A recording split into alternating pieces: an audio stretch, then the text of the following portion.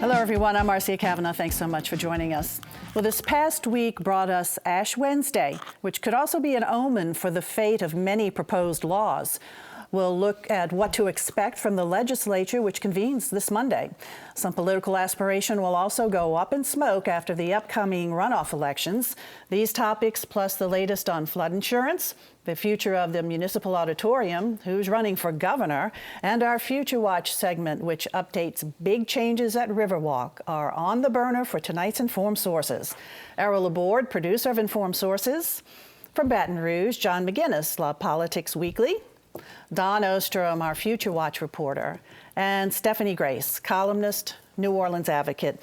Stephanie, we're going to start with you because it finally seems like Washington, D.C. heard our call, our anguish call, regarding flood insurance rates. It's kind of amazing. I was telling you earlier I had an interesting Mardi Gras. I went out in the morning and came home and watched C-SPAN in the afternoon and saw something really remarkable, which was the House of Representatives, Democrats and Republicans, praising one another, working together, and passing something pretty overwhelmingly.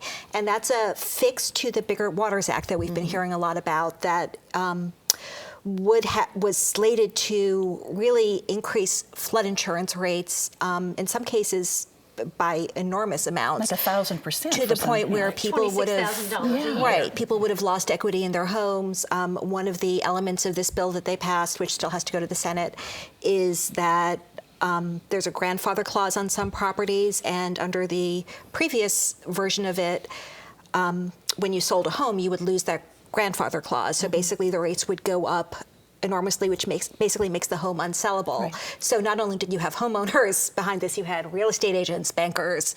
This really was, there was kind of a formidable coalition led by the GNO Inc. on the business side, and Democrats and Republicans in our delegation in Florida, in New York and New Jersey, where they've been hit by Sandy, so these issues are very close to them now. Didn't it take a while for the fervor behind it, though, to spread? It looked like just a Louisiana problem nationally for a while, and people didn't seem to understand this impacts you in New York, it impacts you in any flood zone. And they know, you know, one of the things that was so striking about this debate was you had member after member from New York, New Jersey stand up and say, well, 16 months ago, Superstorm Sandy struck, and start to tell the stories, which of course is very much, it's what our people have been doing for 8-9 years now. Another thing that happened is flood insurance kind of became a big issue in Florida. There's a special congressional elections, and that seemed to really get a lot of politicians' attention. The fact that, you know, people really are upset about this, and it could derail some candidacies. And of course, it figures very much into our Senate race here, because on the Democratic side in the Senate, you've had Mary Landrieu, who's been pushing a fix to this for quite a long time. On the Republican side in the House, you have Bill Cassidy, the congressman who's running against her.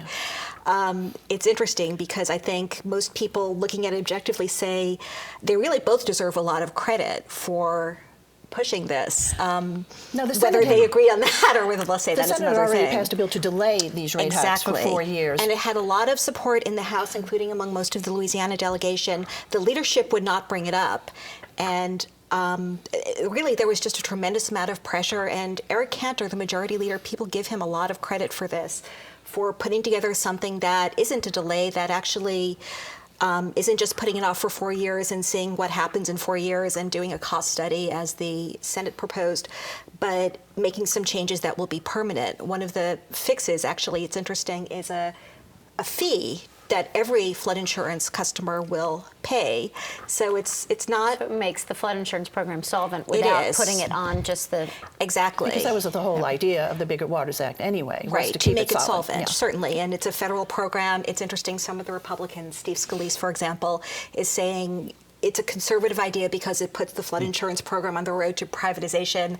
I don't know that that's true. I mean, obviously, it's federal because the private market wouldn't provide flood insurance, so we'll have to see about that. So this version that the House has passed still has to go to the Senate. It still has to go to the Senate, but it now has the support of Mary Landrieu, David Vitter. It looks like it should pass. There are still some Americans for Prosperity, some of these interest groups opposing it, but they've really been sidelined on this. The kind of Tea Party-aligned groups that have been very powerful on other issues really are not getting any traction here because people are hearing from voters. Right. So we're not finished yet, so we'll have to still see what comes out of it. People are very optimistic, and I think rightly so.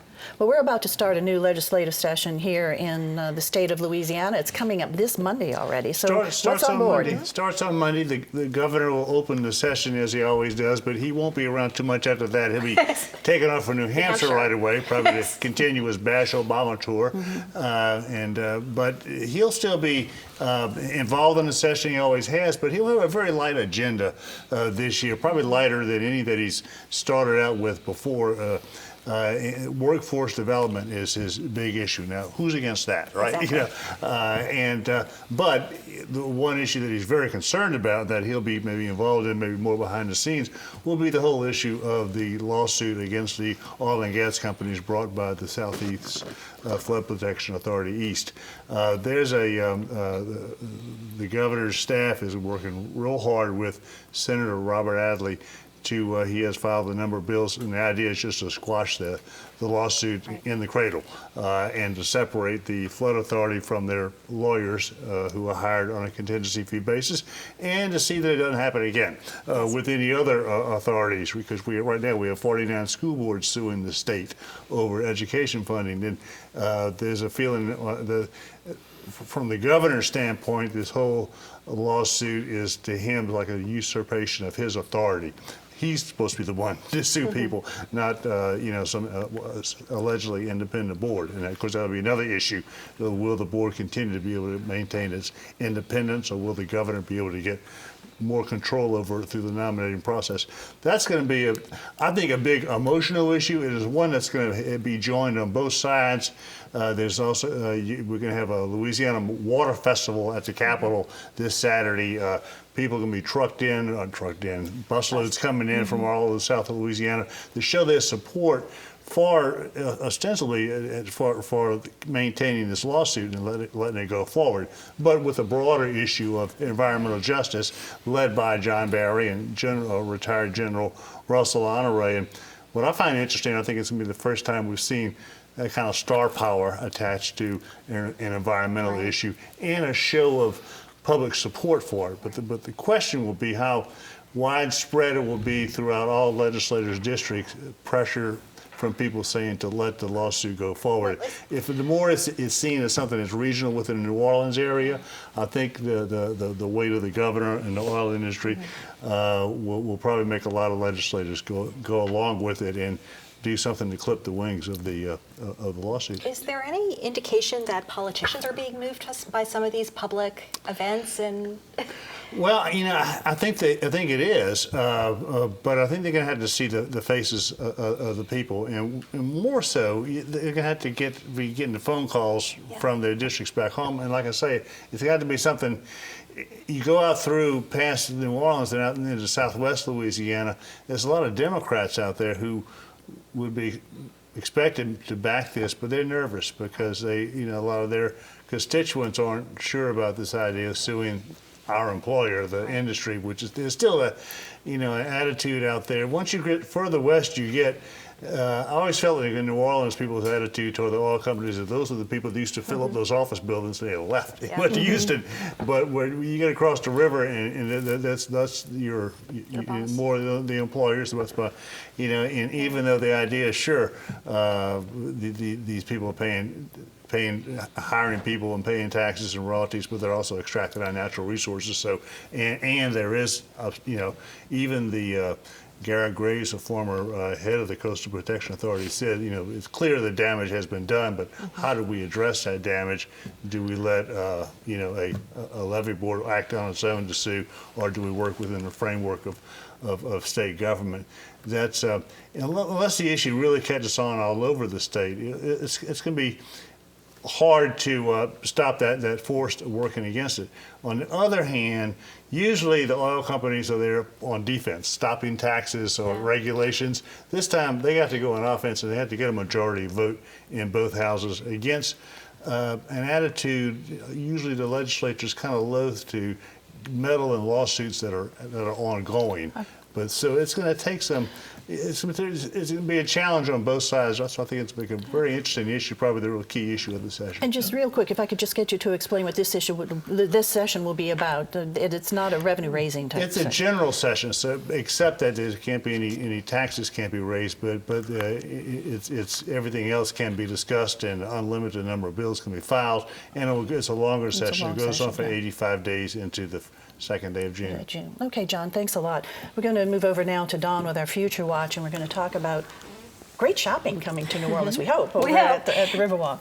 The Riverwalk is undergoing its first major changes since it opened as a downtown shopping mall in 1986 in that building that had been used for the 1984 World's Fair. Since then, it hasn't undergone major changes and was, by most people's assessment, a pretty well-functioning shopping center, doing well until Katrina. And then it started emptying and business was slow. The Howard Hughes Corporation, which is based in Dallas, came in and took over, and they are turning it into the outlet collection at Riverwalk, which is now scheduled to open sometime either in late spring or early summer. The construction timeline is still a little bit up in the air, but more than half of the stores in the new outlet collection are being worked on right now, to the tune of 300 plus construction workers each day in there, and I'm told that number is increasing weekly.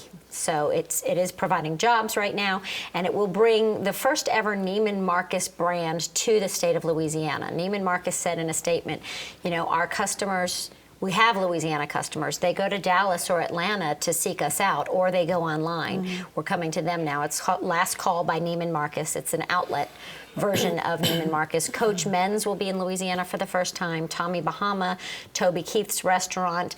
There's some local flavor mixed in there too. There's the Cajun Clothing Company. There will be a Raising Cane's Chicken Fingers. So it's not all just national brands. There are local brands. There's a mix of outlet-based and regular stores. There will be a Crocs outlet, a Gap outlet, so some major changes. And the biggest change probably is, it's a $70 million renovation, is that shopping mall, if you've walked through it, it can feel like you're walking through a narrow tunnel. They've expanded it both towards Convention Center Boulevard and even more towards the river. And off the food court, there will be a very large balcony with some lounge and seating areas right along the river.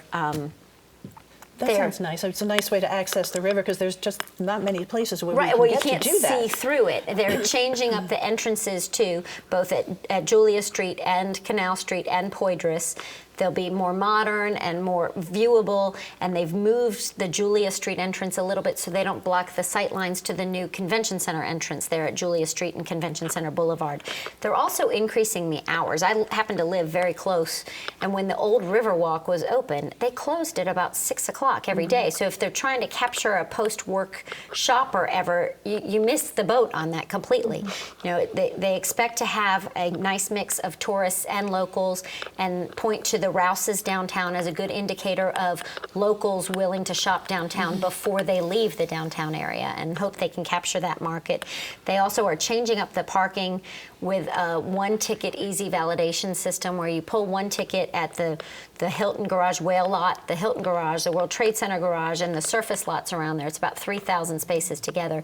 It's one ticket for all, and it can be easily validated in the shopping center. So they're trying to make it a downtown destination that works, and by all accounts, it should. Within the next 2 weeks, they say they'll get the delivery of their external panels, which will really change the view of it that you see as those panels start going up and you don't see studs and construction materials anymore.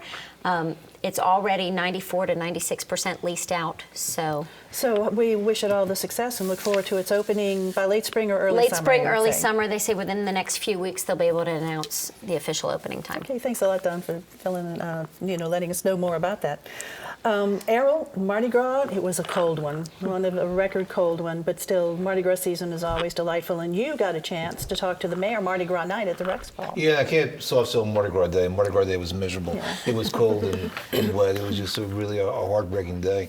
But it's been a lot of tradition involved with Mardi Gras. And One Channel 12 tradition has always been over recent years to broadcast the Rex Ball, and part of that tradition has had the mayor, whoever the mayor should be, to come and be an interviewed, and part of that tradition has been to ask the mayor about the municipal auditorium, because the municipal auditorium is still the best building ever to have held carnival balls, because they were built with them in line. And so this is Mitch Landrieu. Mitch Landrieu has faced this question before, but again, he was asked about what the future is for the municipal auditorium, and here's his answer.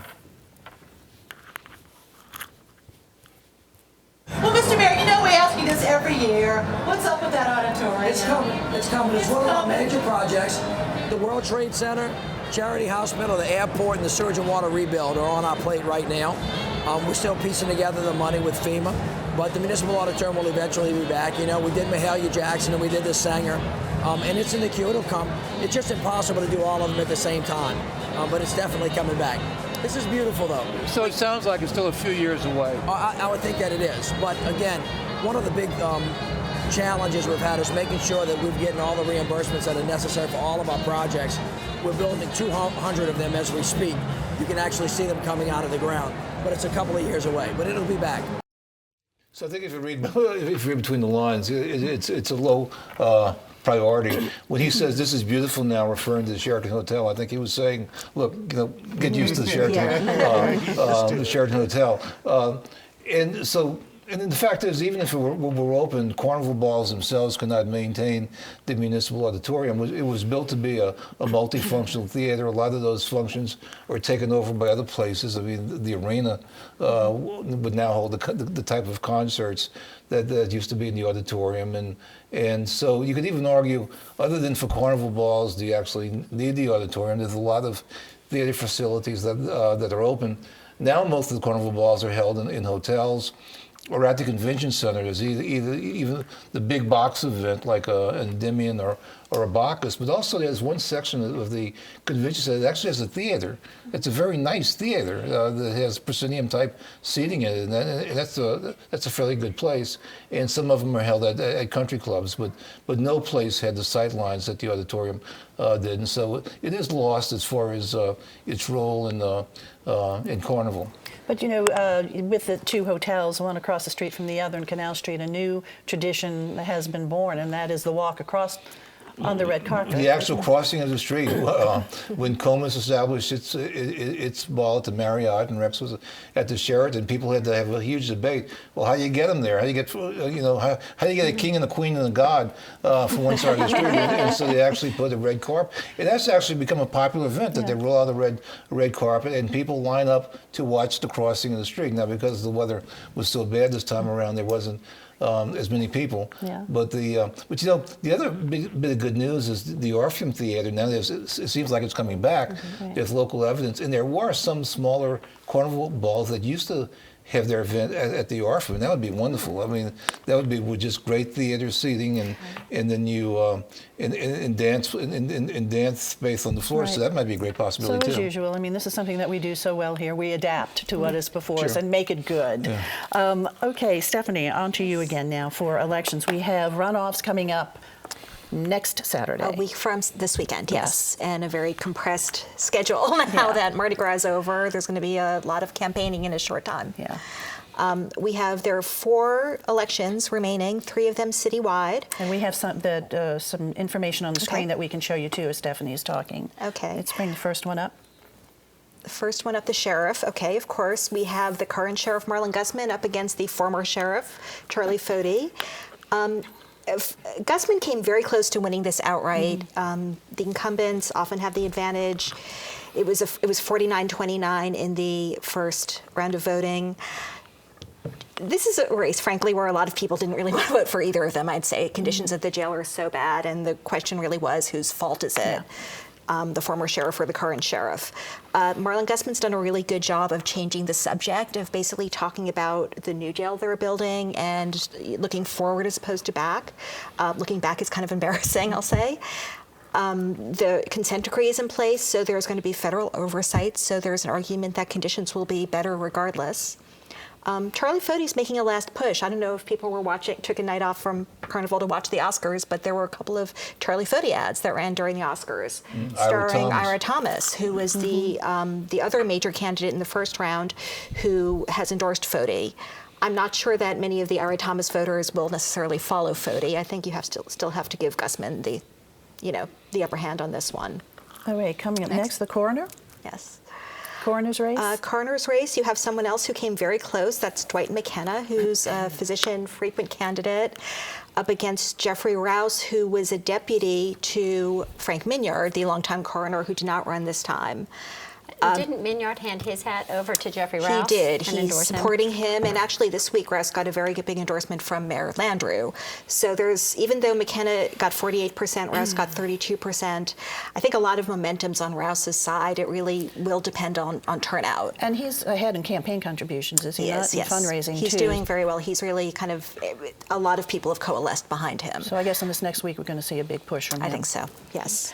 All right, Council Member at Large, Division 2. This is the third at-large race. You have Cynthia Hedge Morrell, who's of course a current council member in a District D, running against Jason Williams, defense attorney, former candidate for DA, son-in-law to Cindy Bartholomew. This one's pretty heated. Hedge Morrell beat Williams by 5 points in the primary. The third place finisher, Freddie Charbonnet, has endorsed the incumbent, which is interesting, Cynthia Hedge Morrell. Again, a big push from the mayor. The mayor really would like to have a good, solid council majority, and Cynthia Hedge Morrell is a part of it. So there's some ugly ads running in that campaign. And this is an ugly one. They both have baggage.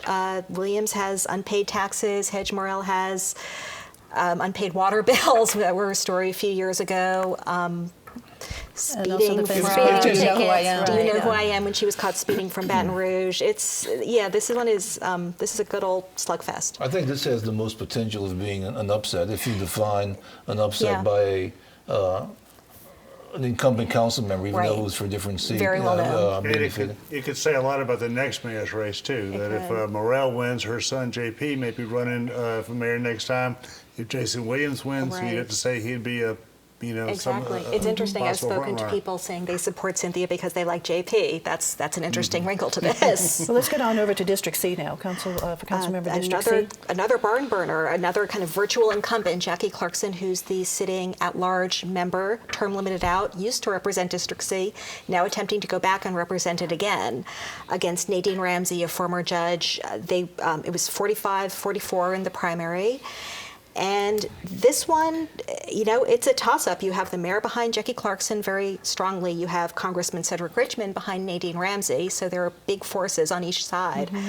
And it has potential to be somewhat racially divisive in this case.